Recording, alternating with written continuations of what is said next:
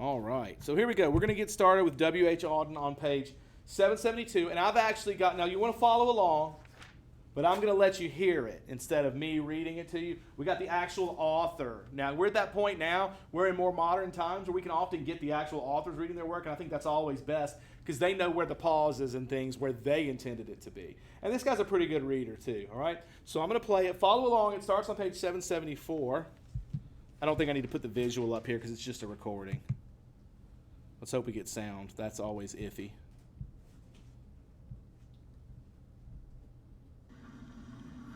To JS 07M378, this marble monument is erected by the state. That's in the title.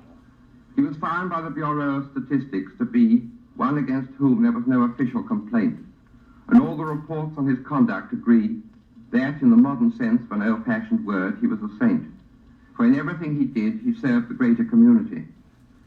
Except for the war, till the day he retired, he worked in a factory and never got fired, but satisfied his employers, Fudge Motors, Inc.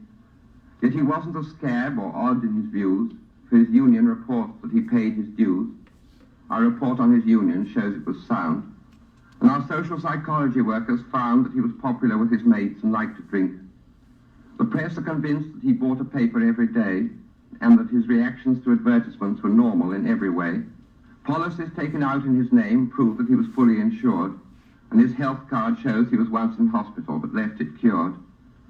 Both producers' research and high-grade living declare he was fully sensible to the advantages of the installment plan, and had everything necessary to the modern man: a phonograph, a radio, a car, and a frigid air.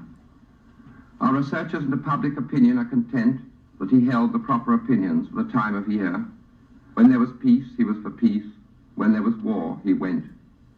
He was married and added 5 children to the population, which our eugenist says was the right number for a parent of his generation. And our teachers report that he never interfered with their education. Was he free? Was he happy? The question is absurd. Had anything been wrong, we should certainly have heard. Okay, pretty simple poem, I mean, word-wise. There's nothing in here that's like, there's a few words that might throw you like eugenist, but I mean, it's defined at the bottom. That word's confusing because it's not a word we use anymore. But for the most part, it's a pretty simple poem, but there's a really deep message to it. Any clue what that is? I don't expect you to have it, but I thought I'd throw it out there. No clue, okay? All right, so let's look at the questions. Maybe the questions can help give you some clue. All right, we'll put them up here. First one says, why do you think the subject is being given a monument, yet not a name? Did you notice that? The unknown citizen, he doesn't have a name. Well, it's because they don't know. Sure they do. They got this whole, they know everything about this guy. Did you not catch that? They call him to JS 07M378. Now, I'm not sure what all of that is. The M is probably male. Maybe 07 is, maybe the JS is his initials. I don't know. 07, maybe that's when he was born. I mean, I don't know the month or maybe the year. I don't know. But I mean, he's a collection of numbers. That might be a clue. Keep that in the back of your head. Why do you think he's not given a name? Don't most people, we love talking about monuments these days. Don't they usually have a name? This isn't so-and-so, the random person we didn't know. You got like the Tomb of the Unknown Soldier, but why is it called the Tomb of the Unknown Soldier? It stands for everybody. Yeah, they don't know who it is. And yeah, you're right too. Those are both right. But the fact is, they don't know who that one is. This was an unknown soldier, and he's there to represent all these soldiers that have been through this. But they literally don't know who he is. We know who this guy is. I mean, don't we? Look at this.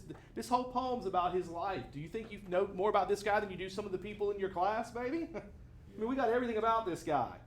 We got a jump card on here. Yeah. I mean, everything you need is on there. The things he owned, you know, what he believed in, he went to war, what his job is, who he worked for. We got all that information.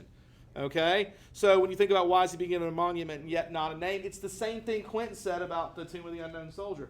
This guy's not just to represent all people, but kind of in a way he is. I mean, you can get away with that argument, that this guy's meant to represent just an average person. I mean, was there anything spectacular in his life? Yeah. Pretty normal. I mean, that's the point they're making. Everything about this guy pretty much went in line with what people of that day thought was the way it was supposed to be. This is how is the subject of this poem being judged? What are they're saying he's good based on what? And I said right away that there's a hint at which bureau in the very beginning. What's the name of the bureau that's kind of reporting on him? The Bureau of Statistics. The stats about his life. All right, how long he worked, how many kids he had, what his opinions were. All of these different things that are conforming to what society believes is what makes you a good person. The fact that if there's war going on and you agree with the war, or if there's peace, you agree with peace, does that necessarily make you a good person? I mean, what if you lived in Germany in 1939 and there was a war about to go on? Should you have agreed with that? I mean, I would hope some of you would have said no. I don't know if killing a whole race of people is a good idea. So you'd hope sometime you'd stand up and say, maybe not. All right? So just necessarily agreeing with the war doesn't mean you're doing the right thing. So they're listing things based on what they think you should have. Does owning a refrigerator make you a good person? No. I mean, it's nice to have one. I'll tell you, when mine goes out, it's miserable. But I mean, that's not necessarily a thing that makes you good. In fact, most of these things don't. Having 5 kids necessarily make you a good person?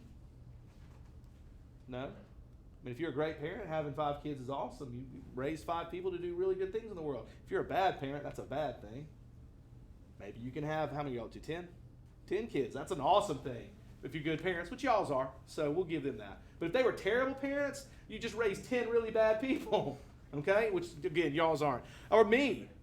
I got 2 kids, and I'm not a great parent, so, my poor children. So none of this is based on, like, what makes him good, but they're saying he is, and that's going to get us to the theme, okay? What does this poem suggest about what makes someone a good citizen? What do you think the answer to that is? I kind of hinted at it. What makes someone a good citizen in the eyes of this book? Because you notice it's the unknown citizen.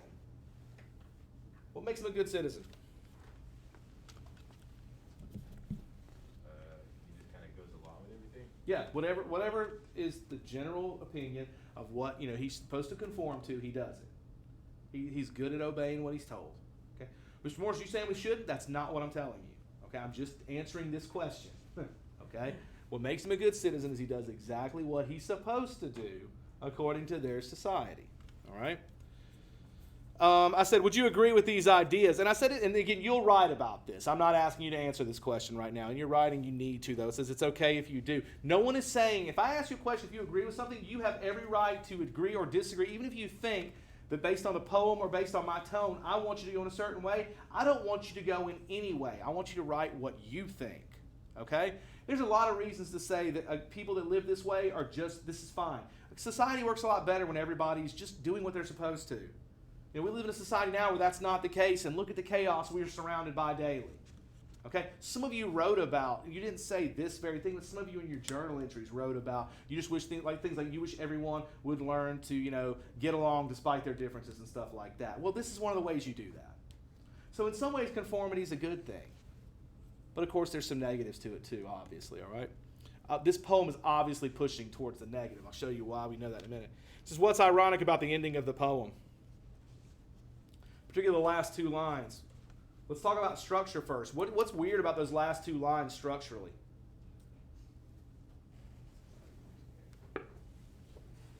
Something new shows up that we haven't seen the entire poem. How he feels. Well, that's part of it, definitely. You made it harder than I intended. There's question marks, aren't there? Have we seen questions before now? No. It's been statements about the guy, and now there's some questions. And yes, they're about his feelings, not about what he did. And that's the difference. It says, what message might our author be presenting through this? Was he free? Was he happy? The question's absurd. Had anything been wrong, we certainly would have heard. So the questions are asking, they're like, okay, so he had all this stuff, and he did all these things. Did he feel like he was free or happy? Is there an answer? No. They don't give us an answer. They're like, who cares? If he wasn't, he'd have said something, right? Do you think that's the case? No. How many of us go through life completely just go... Now, I know you think that's not the case now, because every time we turn on the news, there's some yahoo screaming on TV about something. But how many people are there in our country? I don't know the exact number, but more than that person. There's plenty of us that just go through our day and do what we're supposed to.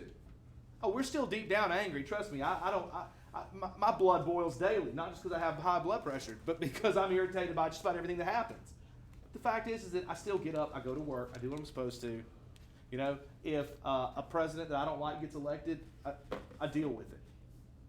because that's the way it's designed. You know, I don't go and, have myself a meltdown. And don't think I'm poking at Republicans now. There's 4 years ago, the Democrats were on the same side of this, okay? So this isn't a shot at any of you that have a different belief system. I'm just telling you that no matter how the election would have turned out, I'd have been like, oh, well, that sucks because they both are terrible. But you know what? At the end of the day, I'd have just been like, oh, well, this is how it is. You know, would I have been angry? Maybe, but I've still gone to school. I wouldn't have sat in my bed crying. I'd have got up. I'd gone to where I was supposed to be. I'd have taught my classes. And even if Tyler came in with, a hat for whichever side, we're not going to pick on either. But if he came in for a side like, woohoo, we won, I'd have been like, awesome. It's the same thing every day after Alabama wins a championship, which is like every other year. All right? And I come to school, I'm like, oh, here we go. I'm going to have to listen to this. And y'all, it was bad when I first started.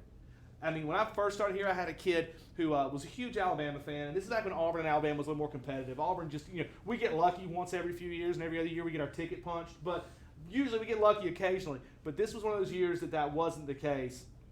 And then Alabama won the championship afterwards. Kid came in his uniform pants, drops his pants, and he's got like pajama pants on that have Alabama stuff on. It's like, what do you think about that, Mr. Morris? And I was like, A little weird. yeah, it was. It was definitely weird. But I was like, well, good for you guys. And I went on with my life because what was I going to do? Y'all are cheaters. Y'all blah, blah, blah. No, it's just, we got beat. The end. Moving on. It sucks. I wish Auburn had more than like whatever we have. Like one real national team, maybe two. I don't know. We had one when Cam Newton was there. I remember that. But that's it. So I know there was another one back like in the 50s, but I wasn't alive, so that doesn't count. All right. So, and it was in that time period where there was like 5 different teams that could have been the national champions. So, really, I mean, who knows? But, the idea here is that if you just do what you're supposed to and you go through life, then, we don't know if you're happy or not. And he's acting like, was he free? Was he happy? The question's absurd. Are those questions absurd? They're not. They should be really important. They really should be important. We should care about those things. And that's the point he's making about this poor guy. This poor guy looks like he's a model citizen, but they really know nothing about him, do they? They do, but they don't. They know a bunch of facts about him, but they know nothing about him. Teachers, this is a problem with teachers a lot of the time, especially if, I've had you guys 2 years, and next year I'll have had you for 3. I'm going to know your class better than I know any of the classes I've ever taught. But, once this next group that comes up, the 11th graders, I know very little about them. And, I take the time to try to get to know them. That's why we do things like journals. I get to know a lot about you through reading those. Those of you who take it serious. All right?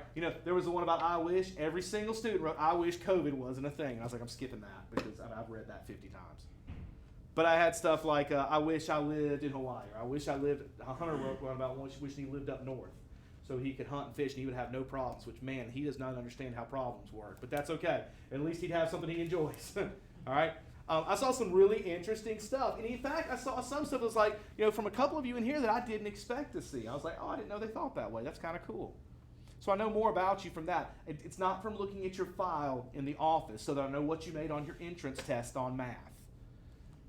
That might tell me something about you. It means Josh is good at math and Quentin's terrible at it. Maybe that's what I learned. But does that really say much about you? No. So what we're pointing to here, really when you want to look at thematically, is the idea that, knowing what people did and what they had isn't the whole story.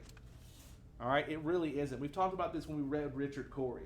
Just because someone looks one way doesn't mean they're happy. We talked about it with Robin Williams when I told you guys about that. I grew up watching him on stuff and thought, man, it must be cool to be that guy as your dad. He's always laughing, funny all the time. I had a mom who was not funny at all. My mom didn't know what a joke was. I don't think she smiled for 20 years. She was nice. She cared about me, but she was not going to be a fun person. Her idea of fun on the vacation was, we're going to go down to Fort Gaines and we're going to take a tour and learn about history. And I was like, history, woo! All my friends are going to Disney World and riding rides, and I'm going to go do some reading. And I like reading, but, I'd have liked to go to Disney World when I was a kid, too, at some point. So, the fact is that knowing about, even if you know somebody has all this stuff, you don't have the whole picture about whether they're happy or not. There's a ton of rich people who are miserable. Just having stuff. One of my journal entries from my senior was like, I wish I had lots of money because people say it can't buy happiness, but I bet you if all of a sudden I got $100 million, I'd be happy. You would right then for sure. None of us could say that's not the case. But down the road, maybe that changes. It doesn't mean you would give it up. I'm not going to say, poor, I'd be happy. Rich, I'd be miserable. Obviously, I wouldn't say that. I would love to have $100 million too. I'm not going to turn that down. But the fact is that it presents a whole other set of problems, and there's a lot of rich people who still become depressed. So it's not that simple. So this is great about that. And we're spending a lot of time talking about this poem because the ones we're about to get into, let me tell you, you guys are going to be like, are you kidding with this, Mr. Morris? Let's take a look at one. Flip over to page 780.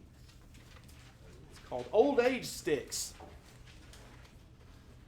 All right, right away, looking at it, that face Anna Clayson's making. No, it's okay. It's okay.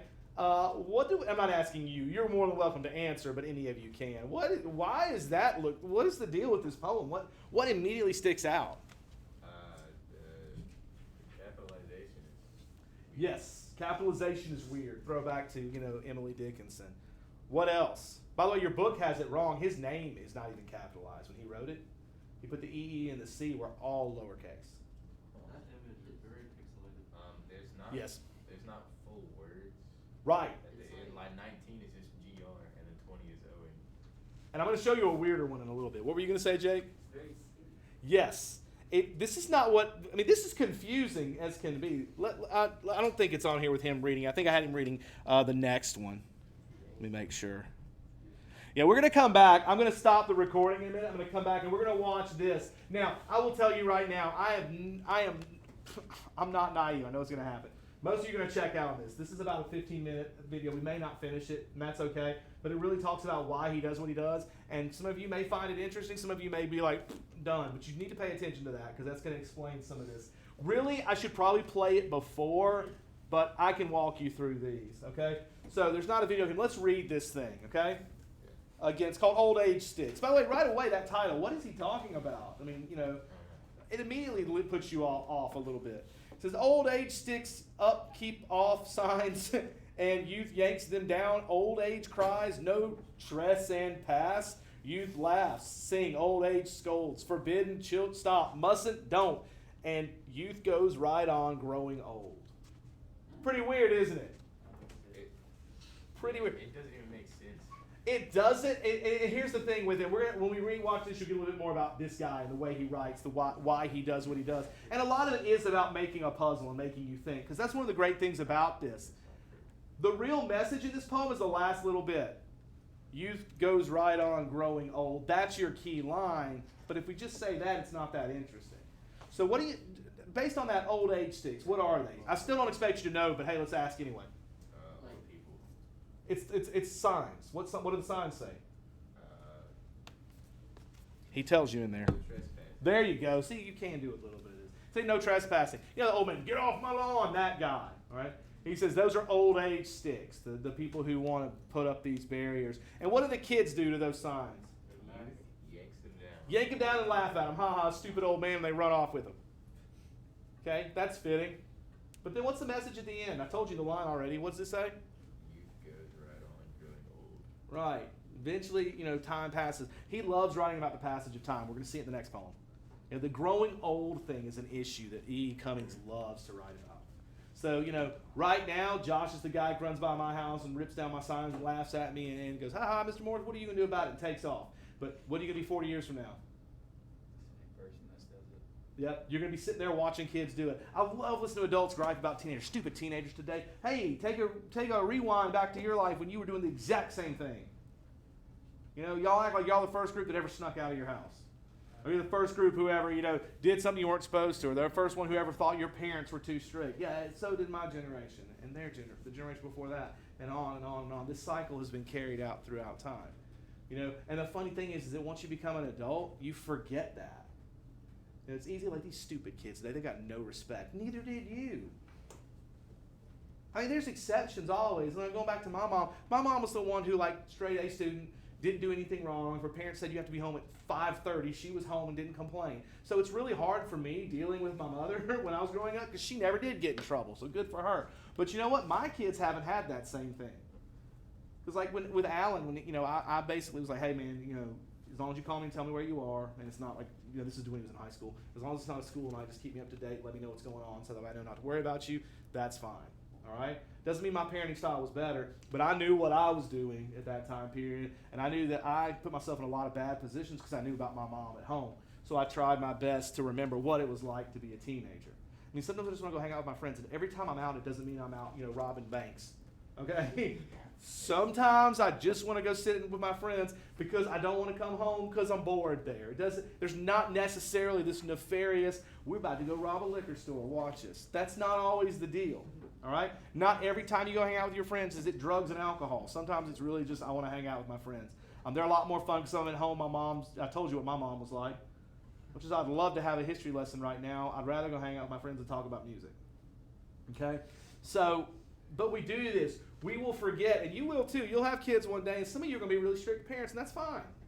Nobody's saying that's just our personality styles, okay? But we get older and we forget that we were kids once too, you know. And sometimes we do. Some people like to say, "Well, I remember what I was like when I was a kid. And that's why I don't let you do stuff." Okay, it's a weird way to word that, but okay. So his poem's really short, and there's not much to it. And they're like, "Well, that's what you get out of that?" Yeah, that's it. There's not much more. It's a lyrical poem. Lyrical poems are about conveying one message, really, in an interesting way. And he definitely puts it in an interesting way. Remember, poetry is also about imagery. And he really likes playing with that. Okay? Now, that being said, we're going to come back and look at this and see why he does what he does. And if you think that one's weird, wait till you see the other one he has about a grasshopper. That makes no sense. I don't know whether the person who does this video is either a genius or they've got, they looked it up. Because I looked at it at first and I was like, I got no clue. I think I'm pretty smart, and I couldn't figure it out. Let's look at the next page, though. Anyone lived in a pretty how town, which does carry over to the next one. Just the title, does that make sense? Nope. No. Okay? We're going to see a lot of pronoun usage in this one. Pronouns are more than he, she, it, they, we. Those are like your simple pronouns. We have words like anyone, pretty how, that sort of thing. These are all going to be types of pronouns, too. So we're going to look at how he does that. I've got him reading it, so I'd like to play that. He's got a pretty interesting voice, so. And again, we're always going to wonder if anyone lived in a pretty how town, interesting voice, right? with up so floating many bells down.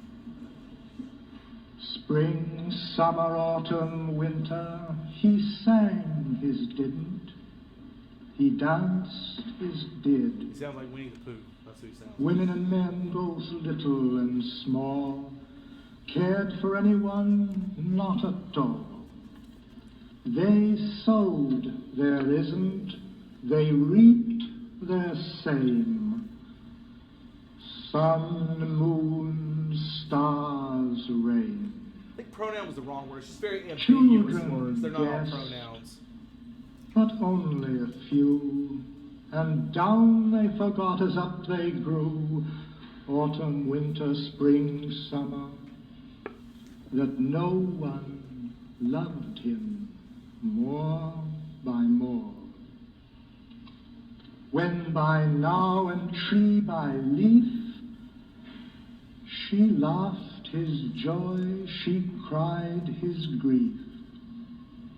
Bird by snow and stir by still, anyone's any was all to her. Someone's married their everyone's, laughed their cryings and did their dance. Sleep, wake, hope, and then they said their nevers, they slept their dream. Stars, rain, sun, moon, and only the snow can begin to explain how children are apt to forget to remember. With up so floating many bells down. One day anyone died, I guess, and no one stooped to kiss his face. Busy folk buried them side by side, little by little and was by was. All by all and deep by deep and more by more, they dream their sleep. No one and anyone, earth by April, wish by spirit, And if, ah yes, women and men both dawn and ding, summer, autumn, winter, spring, reaped their sowing and went their cane.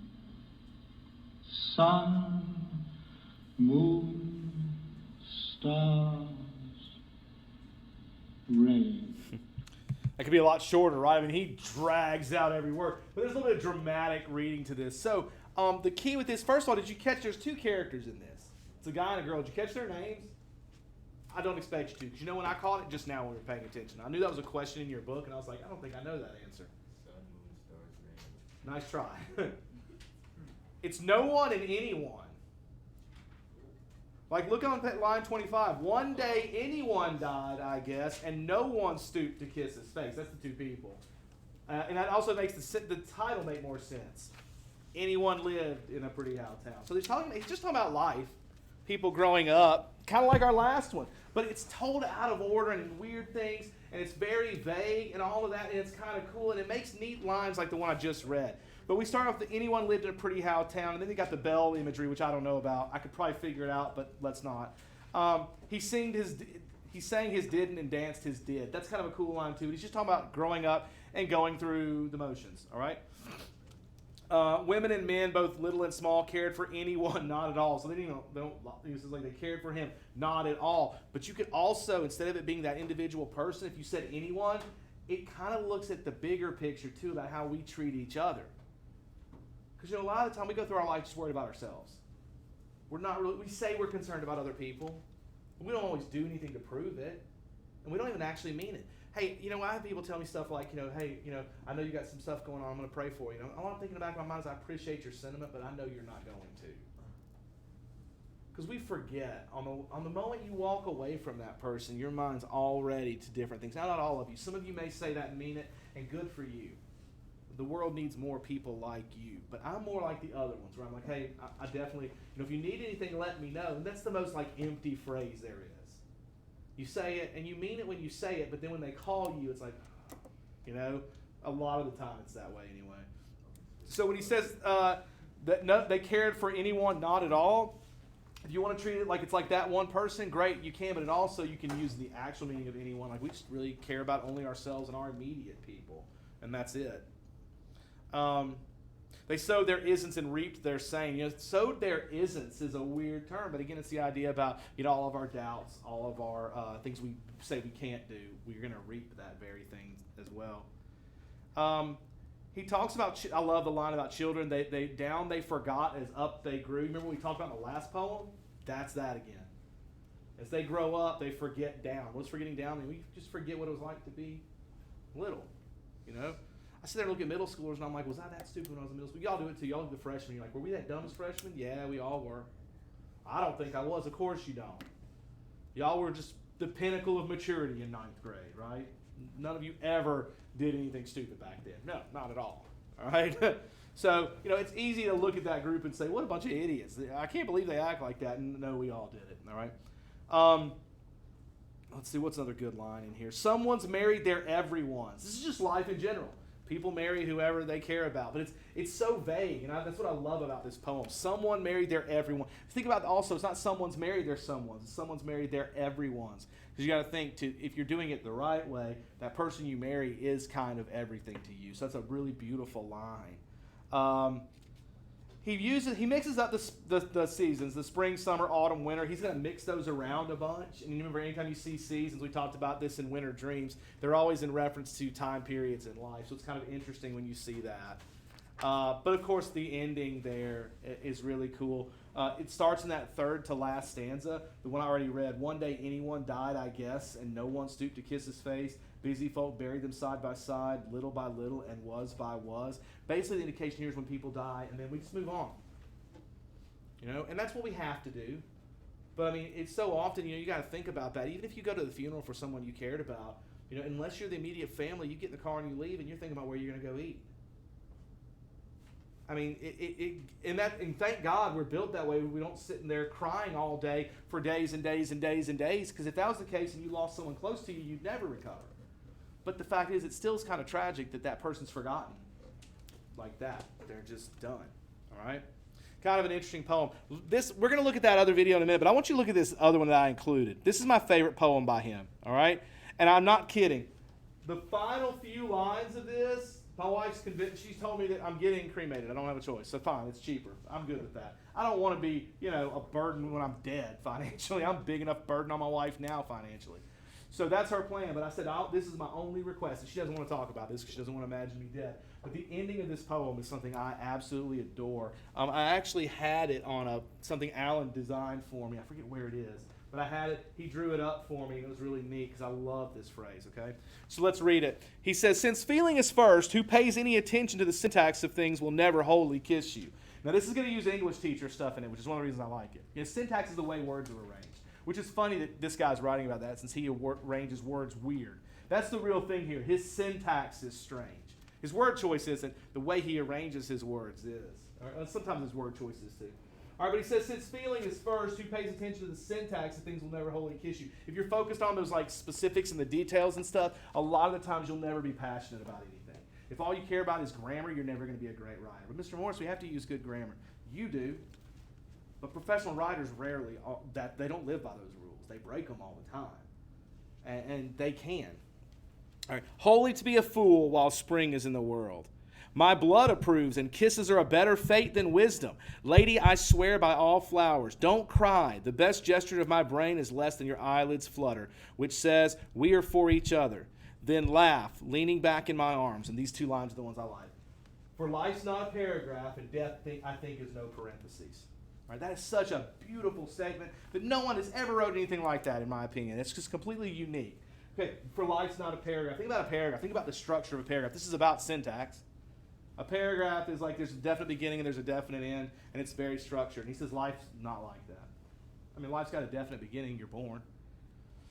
But an end? Do we have any clue about that? We have ideas. But I mean, even if we're all wrong, and when you die, that's it, you're done. Even if Cam was to pass away when he's 85, he's still going to exist. People are still going to remember him. And even 40, 50, 60 years down the road where they may not remember his name, you're still going to have things like now. We got a little different problem now since everything's digital, okay? But, my mom's still got boxes of pictures I go through that are from my grandparents when they were younger, and I see their friends that I've never known. But that person, I'm seeing them still. So they're not totally gone. Plus, even if they forget your name and everything else, there's still going to be things you've done that have impacted them. If nothing else, let's say you had kids, and they've had kids, and they've had kids, and that's all still you. There's pieces of you in that. And that's kind of a cool thing. So when he says that life's not a paragraph, and he says death, I don't think is a parenthesis. Think about a parenthesis. You know what those are? Those little curved lines that put there? It kind of encompasses something, and it ends. He says death's not one of those. In other words, death's not the end. That's powerful. And even at the end there, he says, we are for each other. He says, then laugh, leaning back in my arms. In other words, enjoy the time we've got. Because, life's not this, structured piece of writing where death is the end that encompasses it all. He says there's so much more to it. Guys, that's beautiful. All right? It's weird. E. Cummings is a weird guy. But, man, that right there, that's so much. Why do we write poetry? Because you can get wording like that. And that's really what it comes down to, okay? All right, I'm going to stop the recording, and we're going to watch for the time we've got left, which isn't much. But we'll watch a little bit of this video, and then we'll be done, okay? Say I'm going to stop the video. There we go.